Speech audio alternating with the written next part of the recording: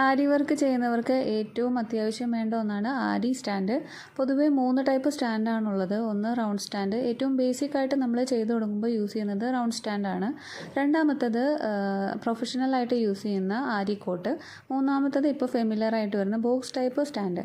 എൻ്റെ കയ്യിൽ round സ്റ്റാൻഡും box type സ്റ്റാൻഡും ആണുള്ളത്. നമുക്ക് അതിൻ്റെ ഡീറ്റെയിൽസ് ഒന്ന് നോക്കാം. ആരി വർക്ക് ഞാൻ പണ്ട് മുതലേ യൂസ് ചെയ്തിരുന്ന സ്റ്റാൻഡാണിത്.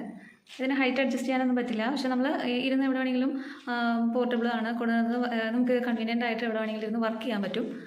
ഒരു ബുദ്ധിമുട്ടുള്ളത് നമുക്ക് കാല് മടക്കിയിരിക്കേണ്ട ഒരു സിറ്റുവേഷനുണ്ട്. പിന്നെ കുറച്ച് ഇരുന്ന് വർക്ക് ചെയ്യുമ്പോൾ കുറച്ച് കൺവീനിയൻ്റ് ആയിട്ട് നമുക്ക് ഫീൽ ചെയ്യും. പിന്നെ എനിക്ക് ഏറ്റവും ബുദ്ധിമുട്ടായി തോന്നിയൊരു കാര്യം, നമ്മൾ കുറച്ച് ലെങ്ത്തുള്ള ഫാബ്രിക്കൊക്കെ യൂസ് ചെയ്യുന്ന ടൈമിൽ എനിക്ക് കുറച്ച് ബുദ്ധിമുട്ട് തോന്നിയിട്ടുണ്ട്. കാരണം നമ്മൾ വർക്കിൻ്റെ മുകളിൽ കൂടെ ഈ ഒരു ഫ്രെയിമിൽ നമ്മൾ എത്ര ഫാബ്രിക്കിന് ബുദ്ധിമുട്ട് വരാത്ത രീതിയിൽ ഫ്രെയിമിൽ ഫിറ്റ് ചെയ്താലും വർക്ക് ചിലപ്പം ഡാമേജ് ആയി പോകാനുള്ള ചാൻസ് ഉണ്ട്. ചിലപ്പം ചില ക്ലോത്തും ഡാമേജ് ആയി പോകാനുള്ള ചാൻസ് ഉണ്ട് ഫ്രെയിമിൽ ഫിറ്റ് ചെയ്യുമ്പോൾ. അതായിരുന്നു എൻ്റെ ഏറ്റവും എനിക്കൊരു വിഷമം തോന്നിയൊരു ഫീച്ചർ എന്ന് പറയുന്നത്. ഇപ്പോൾ ഞാൻ നോർമലി യൂസ് ചെയ്യുന്ന സ്റ്റാൻഡ് ബോക്സ് ടൈപ്പ് സ്റ്റാൻഡാണ്.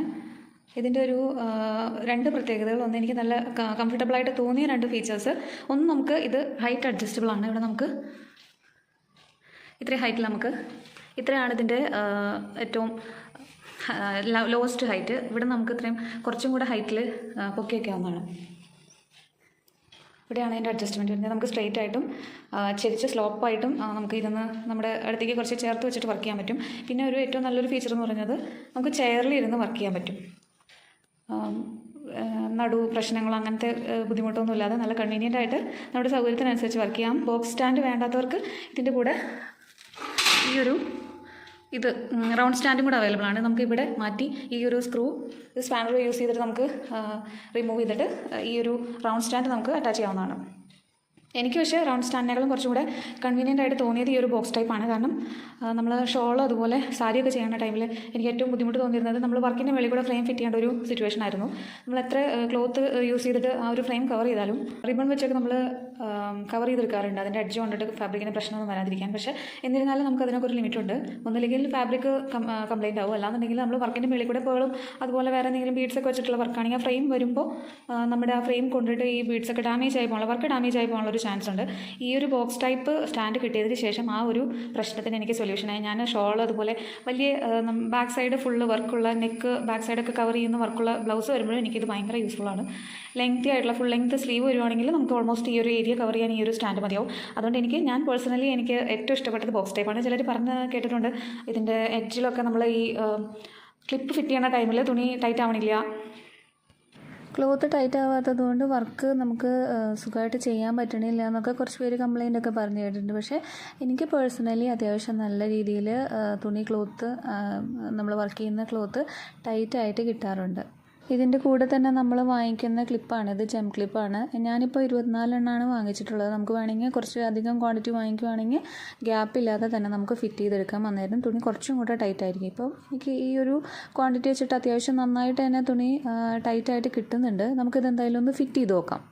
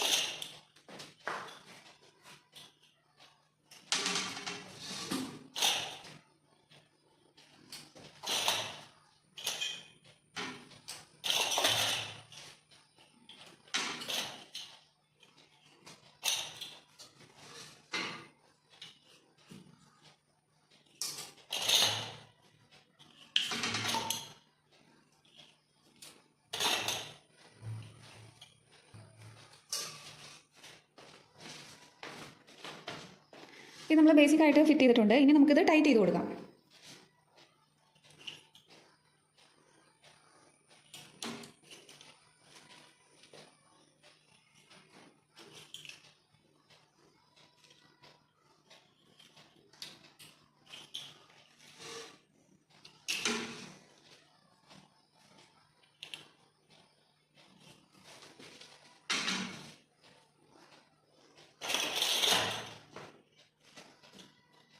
എവിടെയെങ്കിലും ടൈറ്റ് കുറവാണെന്ന് തോന്നുന്നു, ലൂസായിട്ട് നിൽക്കുകയെന്ന് തോന്നിക്കഴിഞ്ഞാൽ അവിടേക്ക് ഗ്യാപ്പ് വരുന്ന സ്ഥലങ്ങളും കൂടെ നമുക്ക് ഇതുപോലെ ക്ലിപ്പ് ടൈറ്റ് ചെയ്ത് കൊടുക്കാം.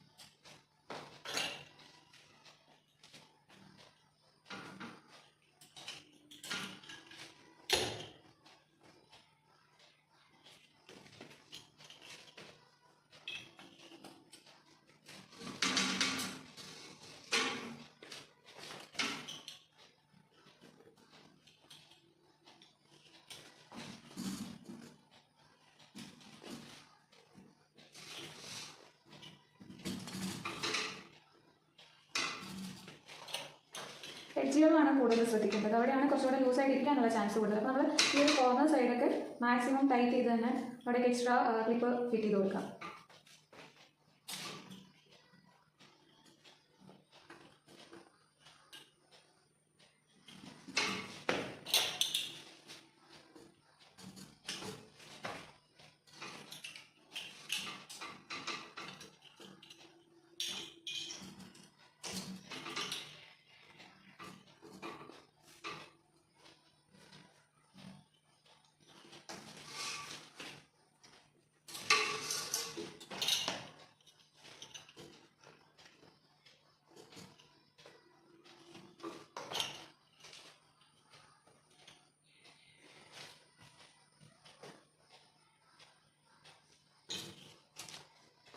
അത്യാവശ്യം നന്നായിട്ട് ടൈറ്റ് ആയിട്ടുണ്ട്.